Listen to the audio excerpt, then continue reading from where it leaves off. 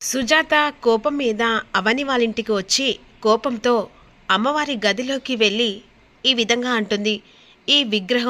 ఈ విగ్రహానికి తోకలాగా ఈ ముక్కు పుడక ఈ ఇంట్లో ఉండడానికి వీల్లేదు అనేసరికి ఒక్కసారిగా అందరూ షాకింగ్గా చూస్తూ ఉంటారు. ఇక్కడ నుంచి ఈ విగ్రహాన్ని ఆ ముక్కు పుడకని వీధిలో ఉన్న వాళ్ళకి ఇచ్చేద్దాం, వెళ్ళి ఆ విగ్రహాన్ని ఆ ముక్కు పుడకను తీసుకో అని చెప్పేసి పాపకు చెప్తుండగా, అది కాదు, ఏదైనా సరే ఇప్పుడు నీ చెప్పింది నువ్వు చేస్తావా లేదా అని చెప్పేసి సుజాత పాప మీద గట్టిగా సీరియస్ అవుతూ ఉంటుంది. అమ్మవారిని తీసుకొని ఎదురుంటి వాళ్ళింటికి వెళ్తుండగా అవని వచ్చి అడ్డుకుంటుంది. అమ్మవారిని తీసుకొని ఎక్కడికి వెళ్తున్నారక్క అని అడుగుతుండగా ఎదురింటి వాళ్ళకి ఇవ్వడానికనేసరికి అవని షాక్ అయిపోతుంది. ఏంటక్క, ఏం మాట్లాడుతున్నావు? అంతే కదా, ఈ అమ్మవారి వల్ల నీకు ఉపయోగం ఏముంది? ఎప్పుడు లేనిపోని నిందలు, ఎప్పుడు ఏ టైంకి నీ ప్రాణం పోయేది కూడా తెలియకుండా జరుగుతుంది. కనీసం ఈ ఇంట్లో ఉంచుకున్నందుకైనా అమ్మవారు నీకు మేలు చేస్తున్నారా? లేదే, ఎప్పుడు చూసినా ఏదో ఒక రూపంలో కీడు జరుగుతూనే ఉంది.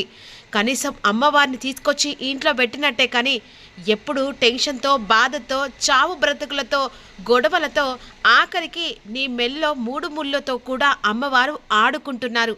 అలాంటప్పుడు ఈ అమ్మవారు ఈ ఇంట్లో ఉండడం ఏంటి? అందుకే ఎదురింటి వాళ్లకు ఇవ్వడానికి నిర్ణయించుకున్నానని చెప్పేసి సుజాత చెప్తూ ఉంటుంది. నేను ఆ రోజు నిర్ణయించుకుంది బాగానే ఉంది. అమ్మవారి వల్ల నీకు మేలు జరుగుతుంది, నీ జీవితం చక్కబడుతుందని చెప్పేసి భ్రమలో మాట్లాడను. కానీ ఆ భ్రమ కలలాగానే కనిపించింది. అందుకనే ఈ అమ్మవారి వల్ల నీకు మేలు కాదు కదా, కనీసం పారదోషకంగా కూడా ఏమీ జరగలేదు. అందుకనే నిర్ణయించుకున్నాను అని సుజాత అంటుంది. ఇప్పటికీ కళ్ళు తెరిచి ఆ అమ్మవారిని తీసుకెళ్ళి ఆ ఎదురింటి వాళ్లకు ఇవ్వడం మంచిది. అర్చన, అమ్మవారి విగ్రహం తీసుకొని రా అని చెప్పేసి ఒక్క అడుగు ముందుకేస్తుంది.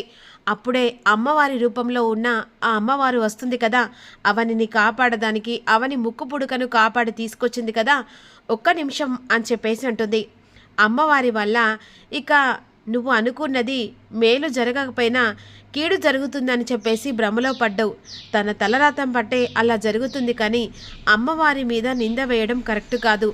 అమ్మవారికి ఇక ఎంత అవని భక్తురాలో ఆ అమ్మవారికే తెలుసు.